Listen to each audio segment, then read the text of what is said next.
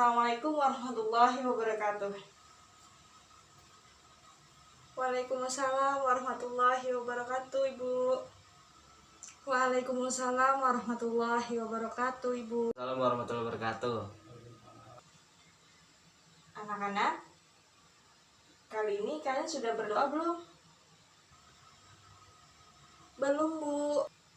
Baik, jika belum, alangkah baiknya sebelum kita mulai pembelajaran pada siang hari ini, kita membaca doa terlebih dahulu. Berdoa dimulai.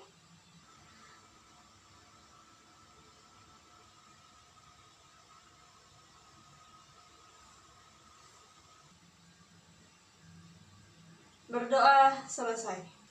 Sebelum itu, Ibu pengen tahu yang hari ini tidak hadir siapa? Ibu absen dulu ya. Adinda, hadir Ibu.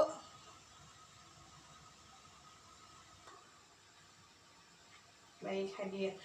Anissa, hadir Bu. Hadir juga. Iqbal, Hadir, Bu. wah, alhamdulillah ya hari ini hadir semua. Ibu punya tebak-tebakan untuk kalian yang bisa menjawab. Ibu kasih nilai tambahan. Siap?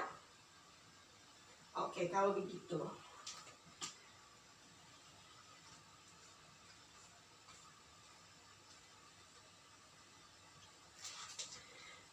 Dengarkan clue-nya ya. Aku berada di dalam tubuh manusia. Aku berwarna putih. Aku menyusun untuk melindungi organ-organ yang berada di dalam tubuh manusia. Siapakah aku? Ada yang tahu jawabannya?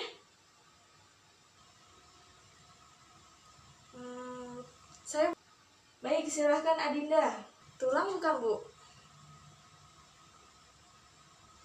Tulang. Oke, kita coba lihat dulu. Betul nggak ya kira-kira?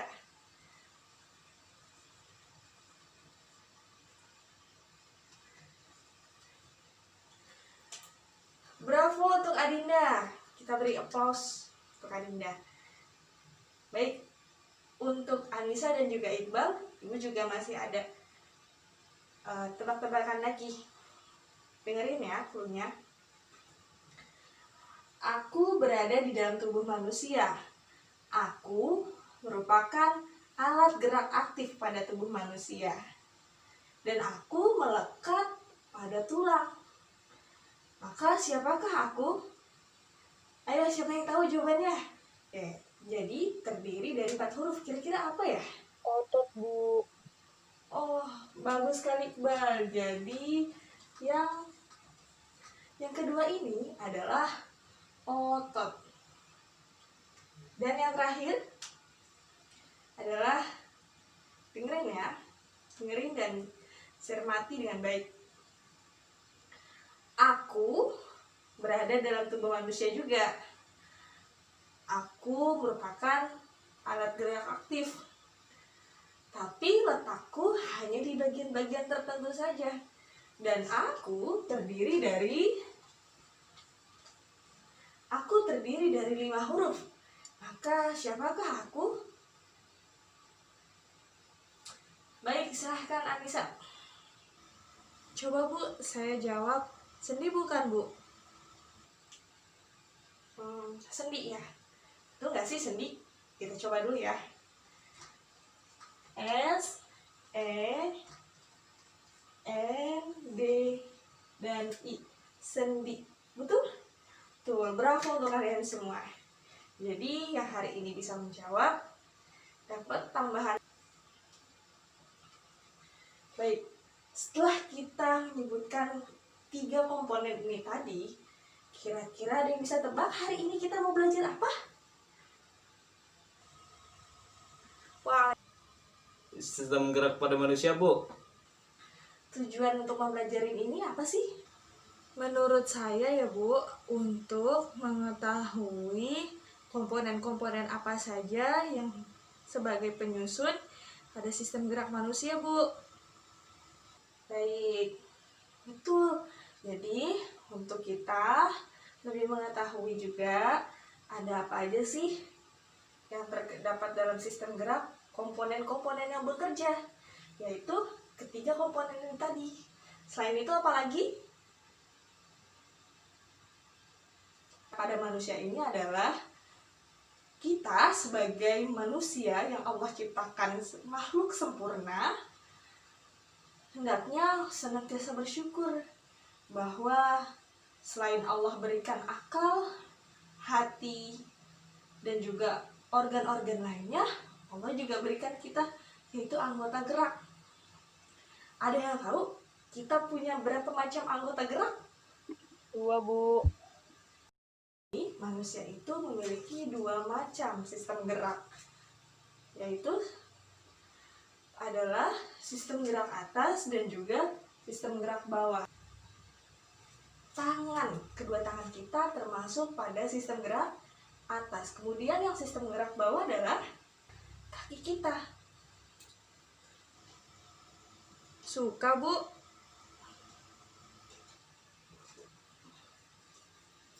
Anak-anak, kalian suka makan ini? Yang biasanya kalian makan adalah bagian dagingnya. Nah, tapi kalau bagian yang seperti ini, kalian suka makan nggak? Ini disebut dengan Tulang, Bu. fungsi dari tulang itu apa ya? Ada yang tahu? Baik, silahkan Adinda. Saya, Bu, membentuk tubuh manusia. Oke, jadi fungsi dari tulang kalau kata Adinda adalah 1, membentuk ya. Membentuk tubuh manusia. Oke, baik. Kemudian yang kedua, tahu apa fungsi dari tulang itu sendiri? Siapa yang mau coba menyebutkan?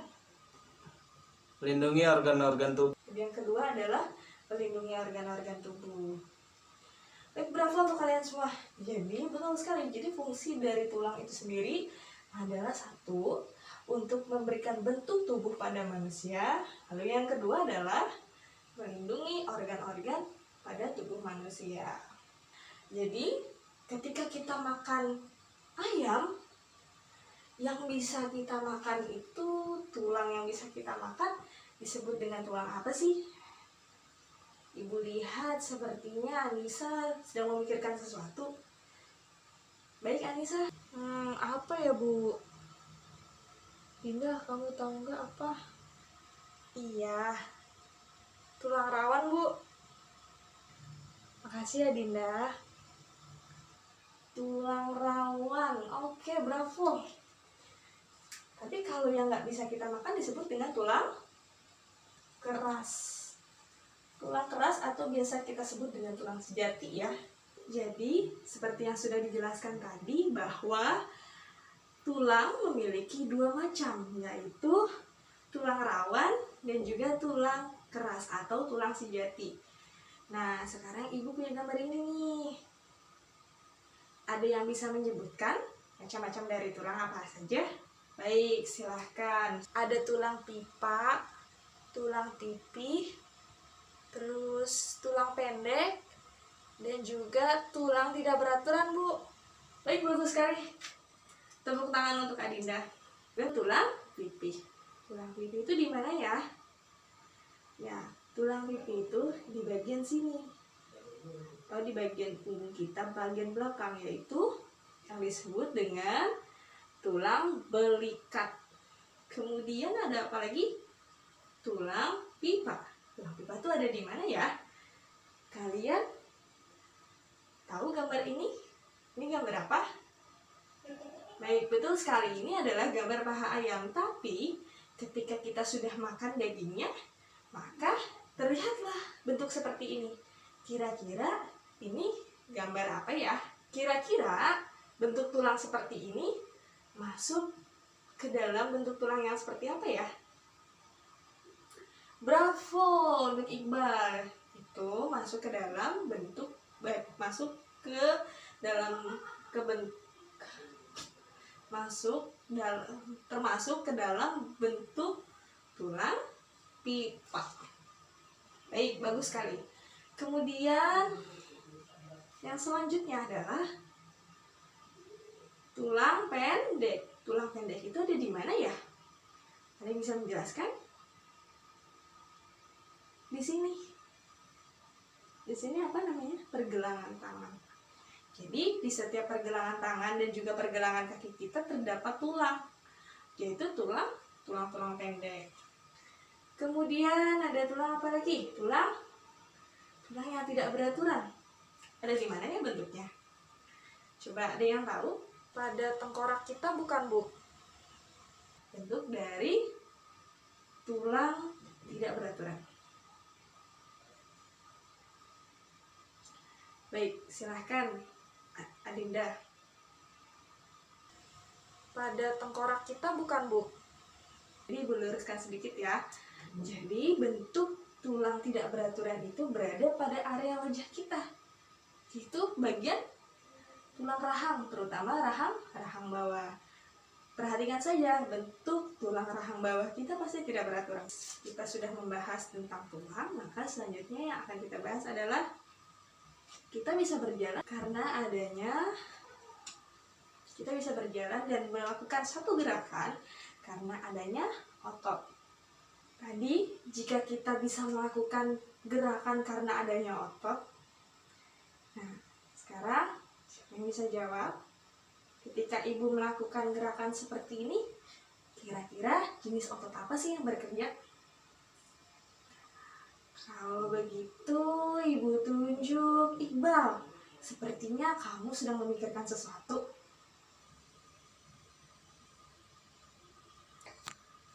Otot apa ya, Bu? Baik. Kalau begitu semuanya, ada yang bisa jawab? Jenis otot apa ya kira-kira? Otot lurik, Bu. Baik, betul sekali. Jadi, salah satu jenis yang tadi kalian sebutkan adalah otot lurik. Sepertinya ada yang tahu ya. Ibu kasih ciri-cirinya ya. Dia ini bekerja dalam suatu organ yang memang itu harus bekerja terus-menerus untuk mengalirkan darah ke seluruh tubuh. Organ apakah itu? Jantung, Bu. Betul sekali, jadi itu adalah jantung. Maka disebut dengan otot jantung karena bekerja hanya pada organ jantung.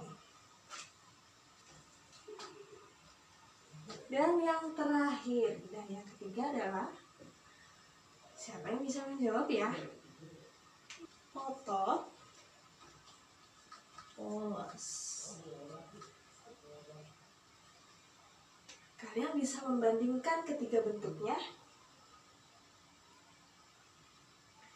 Berbeda bukan? Dan yang selanjutnya adalah karakteristik. Kalian bisa lihat gambarnya dulu. Baik, jika sudah, kita bisa sebutkan karakteristik apa saja yang ada dalam ketiga macam jenis otot tadi.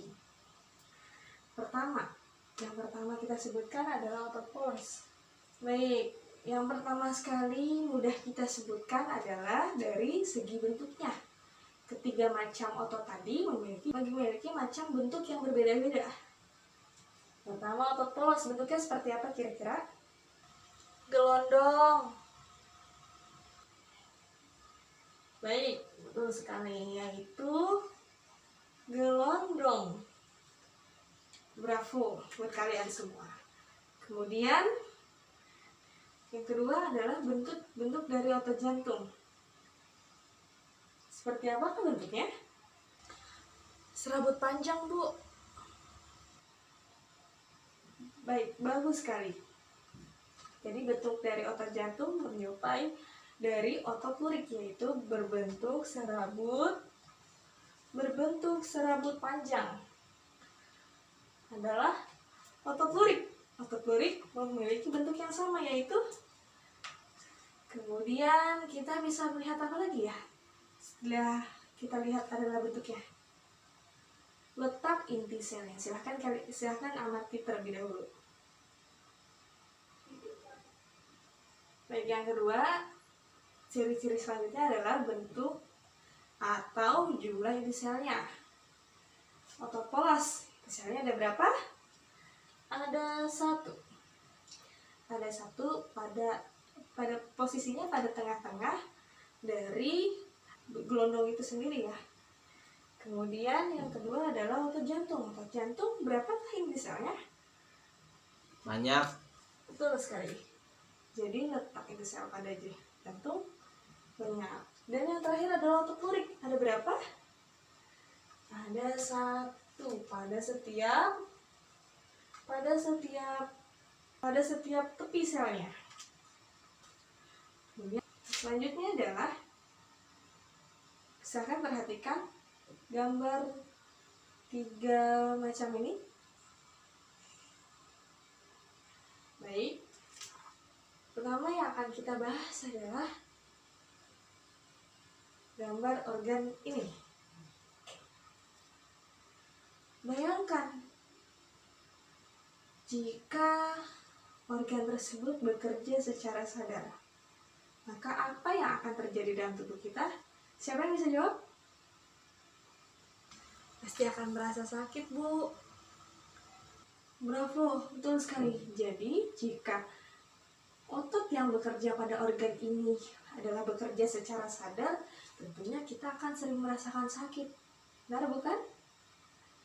Tapi hebatnya adalah Allah Subhanahu wa Ta'ala telah mengatur bahwa otot yang bekerja pada organ ini bekerja secara tidak sadar atau di bawah kesadaran kita.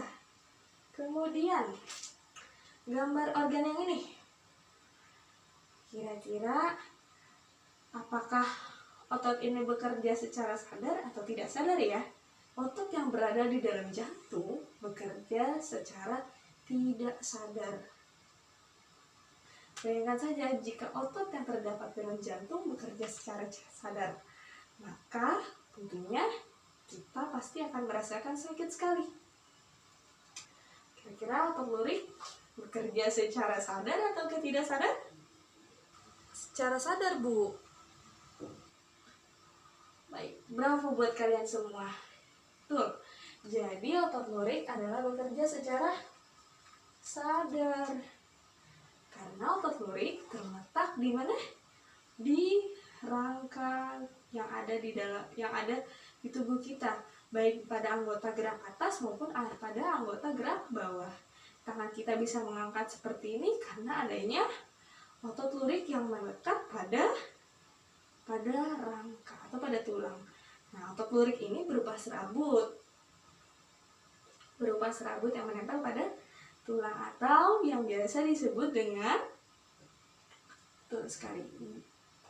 daging. Baik, yang selanjutnya akan kita pelajari adalah sendi. Seperti yang sudah Ibu jelaskan sedikit di awal tadi, bahwa sendi itu hanya terletak pada beberapa bagian tubuh manusia, seperti pada tangan, kaki, dan juga ruas tulang belakang, ataupun pada bahu kita. Ada yang tahu apa sih pengertian dari sendi itu? Siapa yang bisa menjawab? Baik, silahkan Adinda. Sendi adalah sebagai penghubung antar tulang, bukan, Bu? Jadi sendi adalah penghubung antara tulang yang satu dengan tulang lainnya. Bisa kita analogikan sendi ini sebagai minyak untuk mempermudah gesekan antara tulang yang satu dengan yang lainnya sehingga bisa bergerak. Jawaban yang bagus sekali, Adinda. Kita berikan tepuk tangan untuk Adinda. Kemudian ada beberapa macam sendi. Ada yang bisa sebutkan sendi apa sajakah itu? Oke, kalau begitu Ibu tunjuk ya. Silahkan Iqbal. Sendi engsel, sendi luncur, sama sendi peluru, Bu.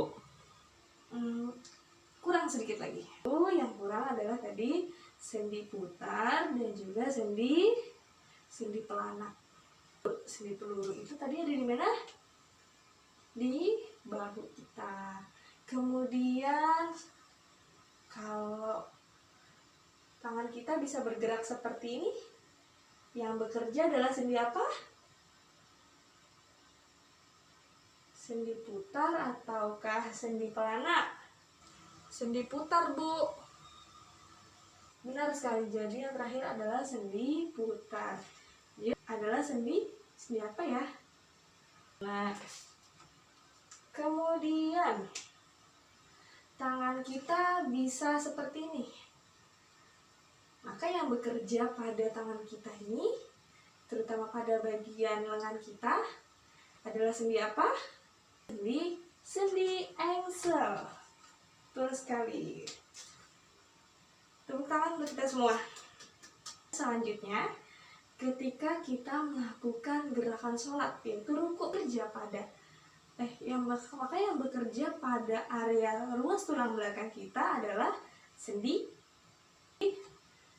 luncur. Dan yang terakhir adalah jika jari kita bergerak seperti ini, kira-kira yang bekerja pada jari kita yang betul adalah sendi pelana. Kalian suka ini? Suka, Bu. Nikmat bukan jika kita minum? Susu itu baik bagi pertumbuhan kita. Kalian coba amati gambar ini. Siapa yang tahu kenapa bisa menjadi seperti ini? Ada yang bisa menjawab? Itu adalah gambar kondisi tulang penderita penyakit osteoporosis, Bu. Betul sekali. Jadi gambar ini merupakan gambar atau kondisi tulang orang yang menderita penyakit osteoporosis. Jadi osteoporosis adalah penyakit pengeroposan tulang. Nah, kemudian adakah hubungannya dengan susu? Ada yang bisa menjawab? Ada, Bu. Baik, benar sekali. Untuk Anissa dan juga Iqbal, mereka tentu memiliki hubungan atau memiliki keterkaitan, karena orang yang mengalami atau mengidap penyakit osteoporosis umumnya kalsium yang berada dalam tulangnya itu berkurang atau mengalami jumlah penurunan, sehingga akhirnya lama-kelamaan tulang menjadi rapuh, terutama pada bagian tulang sponsnya. Jadi yang terkandung dalam susu tadi adalah kalsium. Ibu, saya mau bertanya, kalau misalkan untuk orang yang memiliki gigi berlubang bagaimana, Bu? Apakah sama kasusnya dengan osteoporosis? Baik, jadi orang yang menderita penyakit atau menderita gigi berlubang itu pada umumnya dikarenakan email gigi yang menipis seiring dengan terlalu seringnya kita dalam menggosok gigi kita, terutama ketika kita menggunakan pasta gigi fluoride. Kemudian adakah hubungannya dengan tidak minumnya susu? Kemudian kan adakah hubungannya dengan kekurangan kalsium? Tentu bisa jadi. Tapi komponen penyusun antara gigi dan juga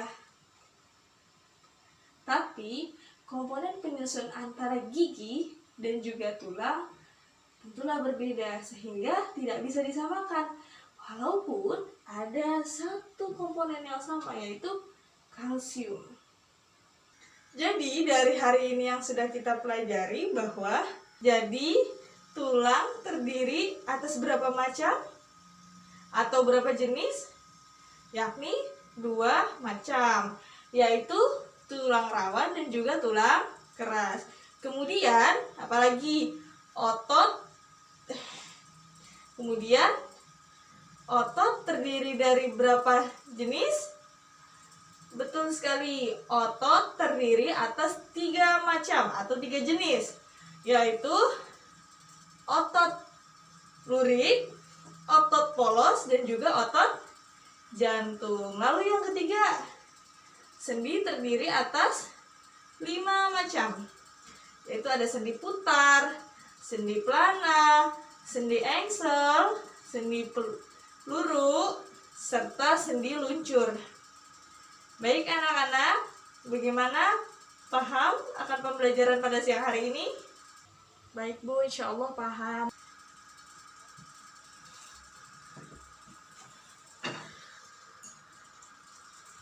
Alhamdulillah jika sudah paham.